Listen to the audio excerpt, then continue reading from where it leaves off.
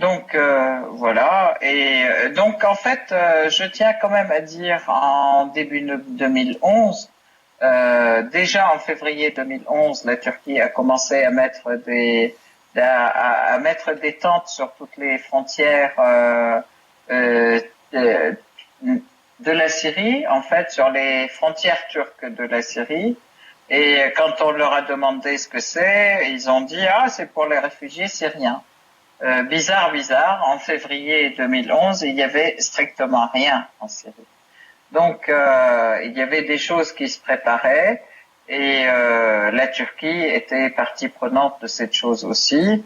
Je tiens à dire quand même aussi que moi, en tant que présidente du réseau syrien des scientifiques expatriés, des savants syriens expatriés, j'avais organisé un congrès, une sorte de workshop en fait avec l'ambassade française et le ministre des Affaires de la Santé en Syrie. Nous avions organisé un congrès, une sorte de colloque médical, en fait un colloque scientifique sur l'utilisation de la scintigraphie pour la découverte du cancer, une découverte rapide en fait des cancers, des débuts de cancer. Et à ce moment-là, l'ambassadeur français était là et était très content de la collaboration qu'on pouvait avoir avec l'ambassade française. Et ils ont même financé quelques billets d'avion pour des personnes qui venaient de France pour ce colloque. Ça, c'était le 24 février 2011. Nous avions aussi un congrès qui était planifié pour le 30 avril 2011.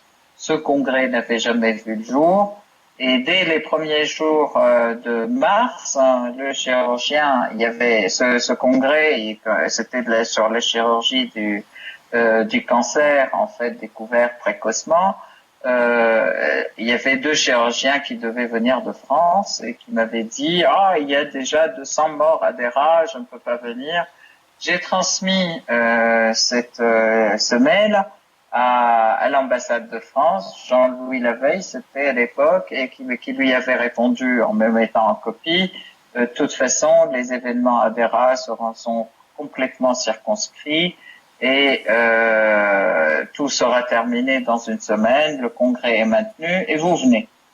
Donc, et du jour au lendemain, après, changement de situation, le congrès est annulé, l'ambassade française change complètement de ton et qui commence à parler du Assad qui est le dictateur qui tue son peuple, etc. Alors que la veille, c'était une bonne coopération. Je tiens à dire que la rencontre avec l'ambassadeur français à la conférence du 24 février a été très intéressante puisqu'il m'a dit je suis ravi de faire votre connaissance. Nous avons des directives de notre président Sarkozy qui est de augmenter la coopération avec 3 pays dans la région, la Syrie, le Liban et l'Égypte. D'accord. Donc 2 jours après, changement de ton. Et puis retournement de situation et donc tout de suite un ton tout à fait belliqueux, diabolisant l'État syrien, parlant de massacre alors qu'il n'y avait pas de massacre, etc., etc. Alors sur le terrain en France. J'ai parlé tout à l'heure de ces réunions qui avaient lieu à l'Institut du monde arabe, mais je tiens à rappeler quand même qu'il y avait une réunion très importante qui avait été tenue aussi au cinéma Saint-Germain-des-Prés entre Mulhem Ledroubi, qui est un des chefs des frères musulmans, comité exécutif des frères musulmans qui habitait à Washington, et réunion dans ce cinéma avec grand meeting en fait avec Bernard-Henri Lévy, Bernard Kouchner, Laurent Fabius, Bernard Delanoë, Glucksmann, etc., etc., tous les grands chefs euh, dont l'opinion est bien connue pour le soutien de l'État d'Israël, en fait, hein, Oui, oui. en France. Donc, cette réunion a été une réunion pour le soutien, entre guillemets, de la révolution, entre guillemets, syrienne, démocratique, etc., contre l'État syrien. Donc, en octobre, grand meeting à l'Odéon, auquel se présente aussi Juppé et l'ensemble du gouvernement français qui était à ce meeting. Présentation de Burhan Ralioun et Alain Juppé qui prend la parole en disant je suis ravi que Burhan Ralioun prenne la responsabilité de la révolution syrienne et je peux lui dire et à vous dire aussi mon bureau est ouvert et je suis là pour répondre à toutes vos demandes. Donc au mois d'octobre 2011. Donc ça s'est passé à Paris, donc à l'Odéon. Et comme on sait, l'Odéon n'est pas une salle qu'on peut louer comme n'importe quelle salle. Hein. L'Odéon est un théâtre national qui ne peut être utilisé que par l'État et sous autorisation de l'État français. Donc tous ces événements montrent quand même à quel point l'État français aussi était partie prenante dans l'organisation et toujours d'ailleurs, puisque par la suite, ils avaient nommé Jacques Ralit pour être l'agitateur propagandiste pratiquement de ce groupe qui se fait appeler Souria Hurriya et qui n'est rien d'autre que cette version en fait, c'est la partie, je peux dire, civilisés entre guillemets des terroristes qui sont liés sur le terrain. En fait, c'est ça que je ne comprends pas. Et donc voilà, tous les jours il y avait en France une manifestation de soutien, que ce soit dans n'importe quelle ville, que ce soit par les chants, par la musique de la Révolution, les poètes de la Révolution, les soi-disant les cinéastes de la Révolution, tout ça, ça a été bien organisé par l'État français avec l'argent qatari et les plus grands bureaux pas de propagande et de qui font les enseignes donc français qui travaillaient avec l'argent qatari pour la révolution syrienne. Je tiens quand même à rappeler que sur la mairie de Paris, il y avait un grand bandeau qui était sur tout le long de la mairie, du haut en bas de la mairie. La France soutient la révolution syrienne, la révolution pour la démocratie en Syrie. C'est resté pendant tout le mois de mars 2011-2012, 2012 déjà, qui était sur la mairie de Paris. D'accord.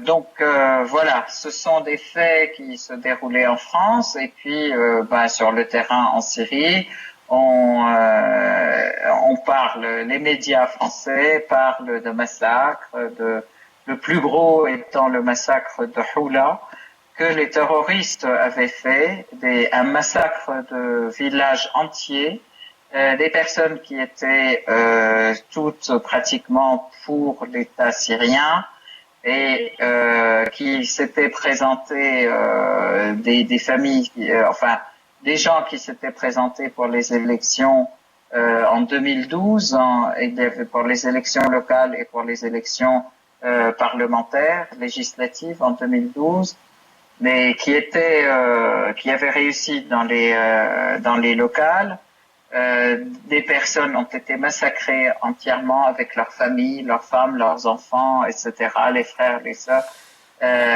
Plus de 34 personnes ont été massacrées de nuit, comme ça, prises d'assaut par des terroristes. Hein. Et le lendemain, on annonce ceci à la réunion du Conseil de sécurité, grand massacre effectué par l'État syrien, suite auquel interruption de de toutes les relations. Tous les pays européens ont retiré leurs représentants et puis ont fermé leurs ambassades. Suite à cela, il y a eu des sanctions qui sont tombées sur la Syrie. Suite à cela, il y a eu aussi un embargo sur la Syrie. Partout, interdiction de tous les avions à venir les avions syriens à venir dans les capitales occidentales et vice versa. Donc, isolement de la Syrie sur un fait qui était accusé, dont la Syrie, dont l'État syrien était accusé, alors que ce sont les terroristes qui l'ont accompli sauvagement.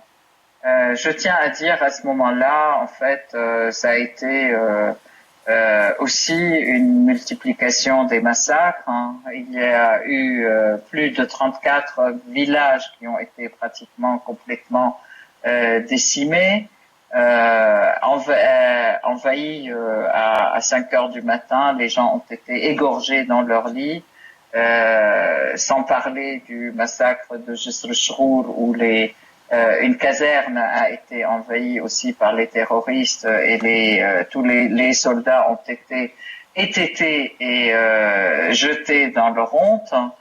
Les scènes d'horreur se multipliaient et ça tournait partout en Syrie et systématiquement l'État et l'armée qui défendent le peuple sont accusés de ces massacres et de ces horreurs.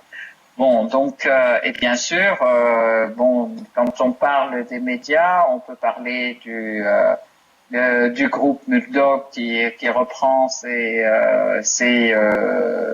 mensonges. On parle du groupe Hachette, Le Monde, etc., qui aussi est toute la presse française aussi qui reprend tous ces massacres, tous ces mensonges. Les médias allant de la CNN jusqu'à France 24, en passant par Al Jazeera, Al Arabiya, Al Hurra, etc. L'Orient, Le Jour, en fait tout un tas de médias qui sont liés à l'Occident, qui continuent à cravacher et à marteler tous ces mensonges, ce qui fait que les masses dans tous les pays occidentaux ont été violemment mobilisées contre l'État syrien et l'État syrien a été largement diabolisé alors qu'il défendait son peuple, qu'il défendait son pays, qu'il défendait sa souveraineté, donc contre une agression caractérisée jusqu'au jour où les premiers, quand même, le journal Die Welt, les premiers articles des renseignements allemands qui commencent à dénoncer le fait qu'il y a effectivement des terroristes dépêchés en Syrie, qu'il y a des terroristes de 130 nationalités différentes, qui sont en Syrie et qui commettent des massacres ignobles. Hein. C'est à ce moment-là que on commence les peuples occidentaux commencent à prêter l'oreille à ce type d'informations et à se dire tiens, il y a peut-être quelque chose qui ne va pas. Oui. On n'est pas tout à fait dans ce scénario, dans le scénario qu'on croit. Et je vous en prie. Un scénario qui va malgré tout se poursuivre, hein, c'est-à-dire une propagande qui va se poursuivre jusqu'à ce que je crois que c'est le 21 août 2013, dans la Ghouta de l'Est, hein, quelques jours après seulement que, que l'ONU ait daigné envoyer comment je dirais, une délégation scientifique pour faire des prélèvements pour un cas de gazage à côté d'Alep. Et curieusement, quelques jours après, alors que ces gens sont sur place, on a le massacre à l'arme chimique dans la Ghouta de l'Est de Damas, qui va motiver, qui va être utilisé par les Occidentaux pour une opération militaire totale contre la Syrie. En effet, alors en mars 2013, il y a à Khan al-Assal près d'Alep, voilà. Il y a utilisation en fait, les gens qui ont été Khan al-Assal, c'est une ville qui a été provisoirement occupée par des rebelles, ou qu'on appelle rebelles, mais qui sont des terroristes en fait, extérieurs au pays. L'armée syrienne libère cette ville de Khan al-Assal. Et la population a manifesté sa très grande joie à l'arrivée des soldats, en fait des soldats syriens, donc pour les libérer. Et le lendemain, cette ville a été l'objet d'une attaque chimique, plein de personnes sont décédées. Et suite à ça, l'État syrien demande à l'ONU qu'il y ait une commission d'investigation, oui, disant que de toute façon c'était les terroristes qui ont utilisé des armes chimiques à Khan al-Assal. En fait, bien sûr, à ce moment-là, personne n'est venu. Et ce n'est qu'au mois d'août, donc plus de 6 mois plus tard, que la commission d'investigation arrive. Donc c'est le 23 août, ils arrivent. Le jour de leur arrivée, il y a une attaque à l'arme chimique à la Ghouta. Oui. Et donc c'est à ce moment-là qu'ils disent, oui, ce sont encore... c'est les forces de l'armée syrienne a utilisé l'arme chimique, alors que la Ghouta, ce coin de la Ghouta de Damas, la Ghouta de l'Est, est occupé par les forces de Fath al-Islam. Avant c'était al-Nusra, qui sont là depuis 2 ans, et que les victimes de ces produits chimiques ont été l'armée syrienne.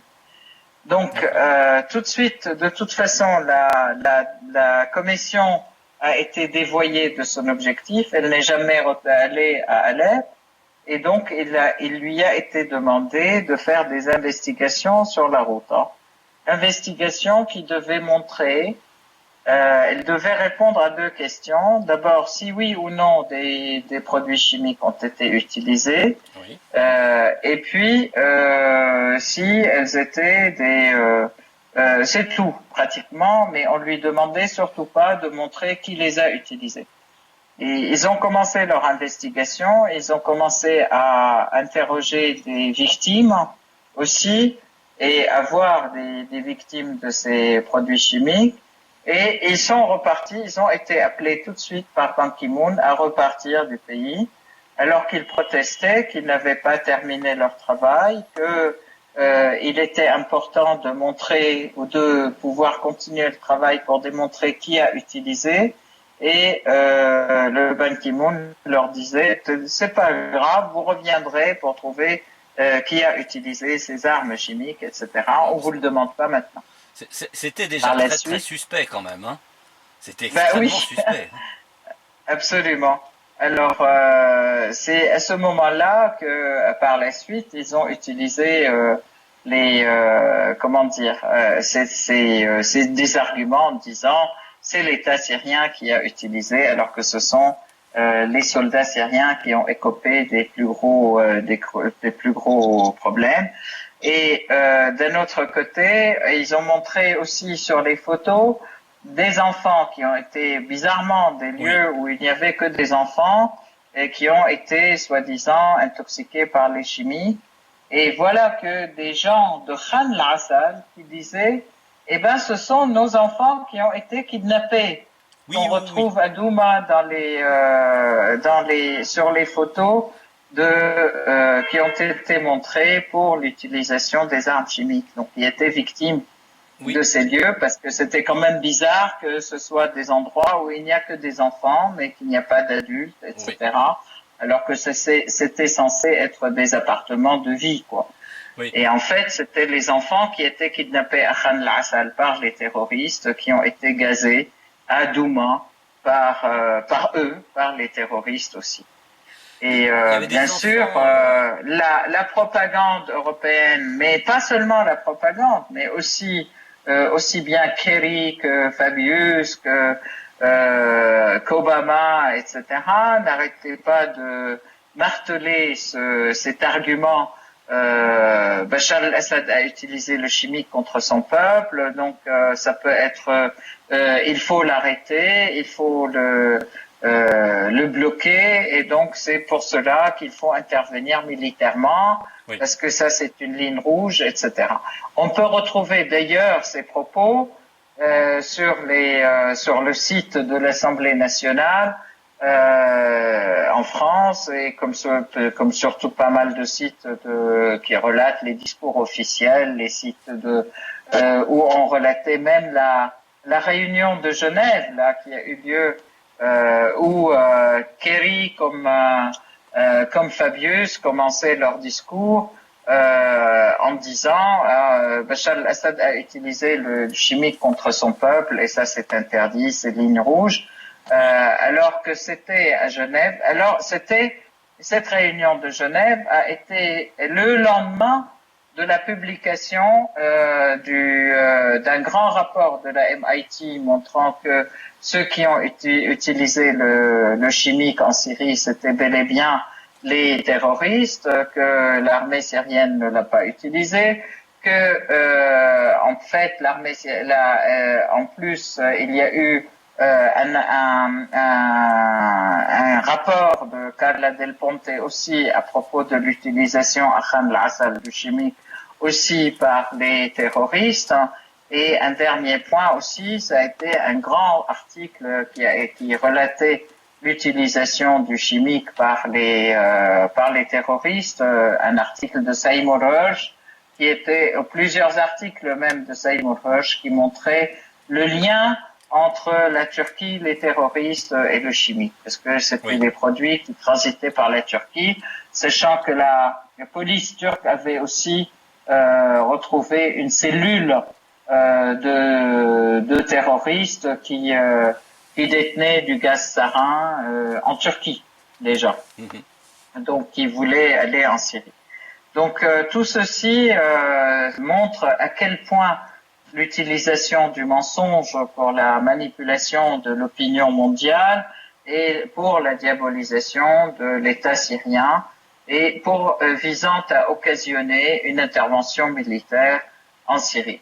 Je tiens à dire aussi que en 2013, la Syrie s'était engagée et a signé le traité de non-prolifération des armes chimiques et s'est débarrassée avec la coopération avec une commission de l'ONU justement, qui était la commission pour la non-prolifération des armes chimiques, et a détruit tout son arsenal chimique en temps et en heure et a respecté parfaitement l'agenda qui a été planifié, et ça a été terminé donc en juin 2013. C'était si vous me le permettez. Juin 2014, pardon.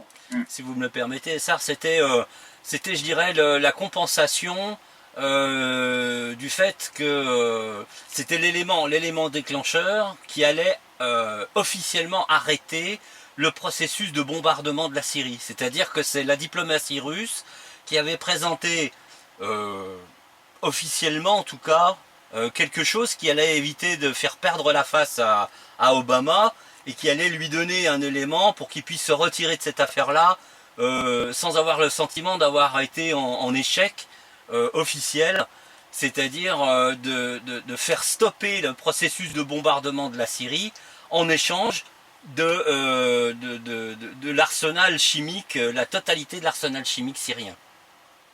Tout à fait. En fait, c'était, je peux dire, la perche qui a été tendue effectivement par les Russes pour faire sauver la face à Obama, puisque de toute façon, il voulait absolument bombarder la Syrie et il a tenté d'ailleurs le 3 septembre, il y a eu un missile qui s'est abattu, qui a été lancé, mais qui a été abattu sur la Méditerranée. Hein. C'est ça. Le 3 septembre 2013. Hein.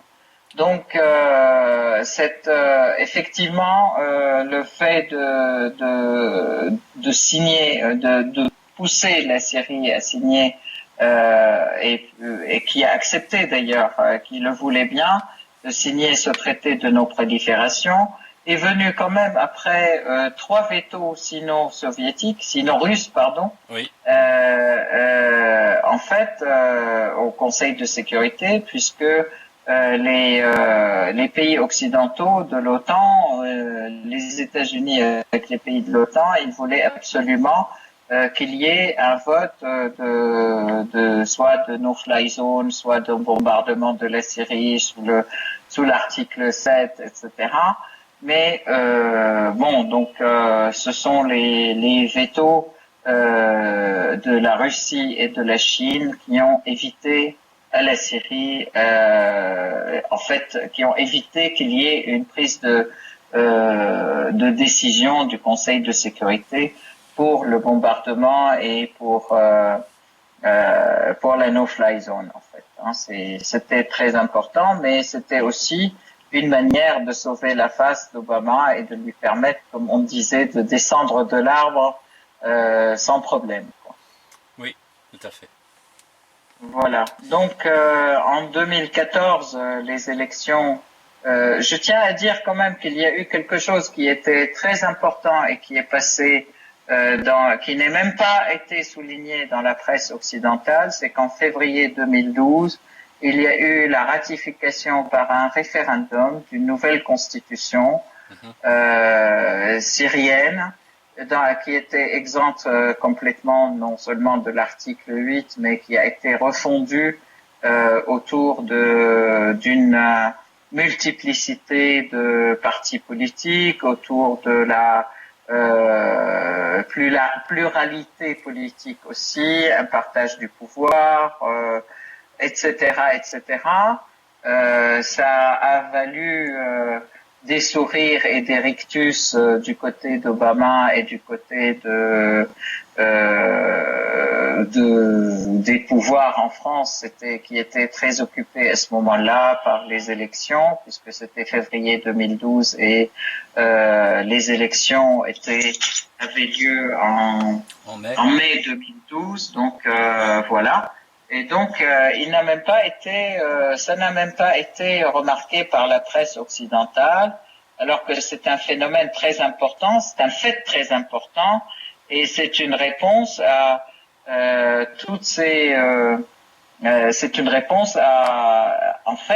aux revendications des manifestations de début mars, en fait, de mars 2011. Hein. Oui. Donc en fait, les choses ont été tenues et les promesses ont été tenues. Je tiens à dire que aussi en janvier 2013, il y a eu une véritable proposition feuille de route par le président Assad pour la résolution du problème syrien. Oui. Une proposition qui a été faite à l'ensemble des oppositions syriennes, qui était en fait de considérer les grandes constantes nationales du pays, mais aussi de s'ouvrir et de dialoguer et de se mettre autour d'une table, discuter et avec une évolution dans le temps, avec un agenda, c'est-à-dire des grandes discussions autour d'une charte nationale, c'est-à-dire à partir du moment où il y a tout le monde croit à des principes fondamentaux nationaux. Toutes les personnes qui croient à ces principes, elles peuvent se réunir autour d'une table, négocier et discuter une charte nationale, laquelle charte nationale va être proposée par un référendum à la population. Suite à ce référendum, il y a des élections et suite à ce référendum, élections et nouveau gouvernement, etc. Il n'a même pas été lu ni signalé dans la presse, ni lu par les soi-disant opposants de l'étranger, mais que moi je n'appelle pas opposants, j'appellerais traîtres facilement, qui sont vendus à l'étranger tout simplement contre leur pays, parce que lorsque Obama a refusé ou a décidé de ne pas bombarder la Syrie, je tiens à dire qu'il y avait des voix qui se sont élevées par ces gens-là, qui se disent soi-disant opposition syrienne et qui ne sont rien d'autre que des traîtres, qui se sont élevés pour déplorer le fait que Obama n'ait pas bombardé la Syrie. Oui, oui, c'est ça. Oui, ils réclamaient le bombardement de leur propre pays. Absolument. C'était hallucinant. Mm-hmm.